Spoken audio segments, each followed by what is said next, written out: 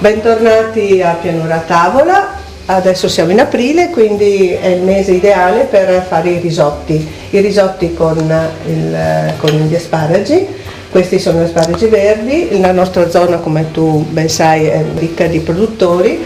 Faremo due tipi di risotto, con gli asparagi e con le erbette. Ci sono tanti modi per chiamarli, non so come li chiamate voi, scrissioi, carletti, capussetti, comunque sono erbe spontanee. Adesso li vendono anche, vendono a mazzetti, sì. Però se uno voglia di fare una passeggiata, che quindi fa sempre bene, potete andare sui nostri colli o anche sull'argine dei fiumi e si trovano queste erbette che sono molto saporite e tipiche di questa zona. Dobbiamo ricordare che come piatto primaverile il riso qui da noi a Padova si abbina molto bene anche ai piselli, quindi il classico piatto sarebbe anche risi e bisi. Abbiamo già fatto. Sì, abbiamo già fatto, quindi per cambiare niente risi e bisi, oggi riso e asparagi. Le cipolline fresche, richiamo.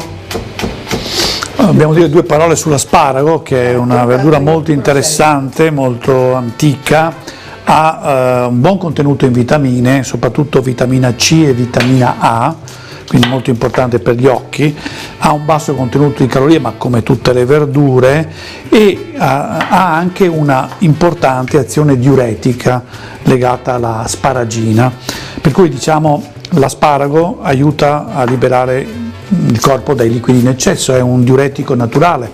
Queste sono le sue principali caratteristiche nutrizionali, è molto saporito e quindi si abbina molto bene al riso o anche ad altri piatti proprio per dare un sapore aggiuntivo a questi piatti. Sull'asparago devo dire solo una cosa, perché poi magari chi ci ascolta dice come mai non ne ha parlato. L'asparago è anche famoso per le proprietà afrodisiache, ma non c'è nessuna evidenza scientifica che l'asparago abbia queste proprietà e quindi è solo un po' una leggenda legata a vari aspetti che non sono... Noi li usiamo. Sì, nel dubbio li usiamo, però ecco, non c'è niente di scientificamente provato sulle virtù. Non fanno. No, anzi fanno bene perché avendo gli antiossidanti possono in qualche modo essere utili ad evitare qualche deterioramento di funzionalità. Allora mettiamo il classico fondo di cipolla, e questi li ho sbollentati, però si possono usare anche a crudo. Allora, per prima cosa facciamo tostare il riso. Importante far tostare il riso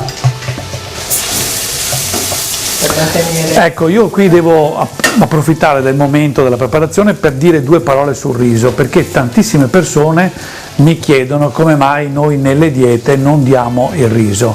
Come dice, come in ospedale si mangia il riso, quando sto male mangio il riso in bianco. Ecco, il riso non lo diamo perché tendenzialmente è un alimento ipercalorico.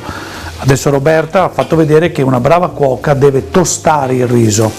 Tostare il riso significa fare assorbire al riso una grande quantità di condimento e quindi aumentare grandemente il suo apporto calorico. Poi il riso ha un altro problema, cioè ha un alto indice glicemico. Il riso è fatto da amido come la pasta, ma l'amido del riso è molto veloce, per cui viene assorbito molto rapidamente, determina una scarica insulinica che fa trasformare tutto questo amido, zucchero, in grassi. Allora mangiarsi un risotto significa stoccare molta energia sotto forma di grassi e non bruciarlo.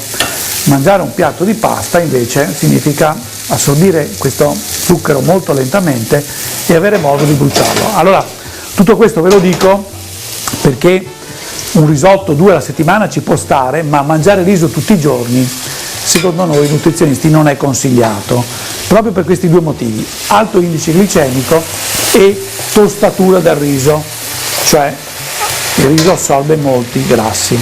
Detto questo, una volta 2 alla settimana lo possiamo mangiare tranquillamente, magari abbinato a verdure e non alla parmigiana, ma al riso, insomma, al formaggio, scusate. Però ripeto, non abusiamo del riso, non mangiamolo tutti i giorni la pasta, qualche volta il riso. Ecco, io ho continuato, adesso ho aggiunto la parte liquida, pian pianino sì. Le erbette vanno benissimo anche per fare le frittate, dobbiamo ricordarci, sì. Cipollina fresca, le erbette, poi ovviamente. Ecco, qui continuiamo la cottura. L'ho tagliato un pochino troppo su.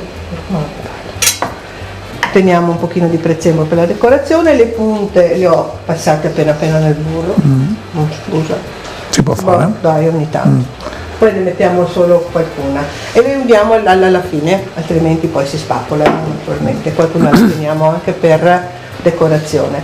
Io ho messo anche qui un po' di burro perché per la mantecatura un po' di burro ci vuole. Sì, ecco, l'altro elemento che dicevamo del risotto, tostatura e mantecatura, sono due elementi che rendono questo piatto molto pesante, molto buono ma molto pesante, e quindi non è vero che, come dice qualche famoso pubblicitario, il riso sia dietetico. Lo è solo?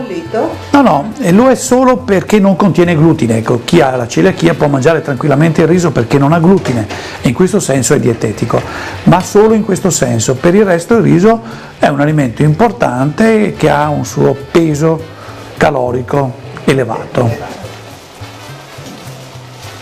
I nostri risotti sono pronti. Il momento della mantecatura, quella che li rende molto buoni ma anche un po' pesantini, vabbè. Le facciamo solo una volta alla settimana.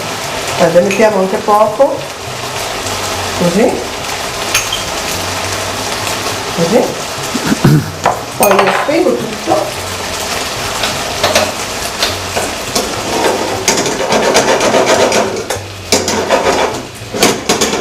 Lo mantechiamo così, senza strapazzarlo troppo, povero riso. A volte si vedono delle... Anche questo è pronto.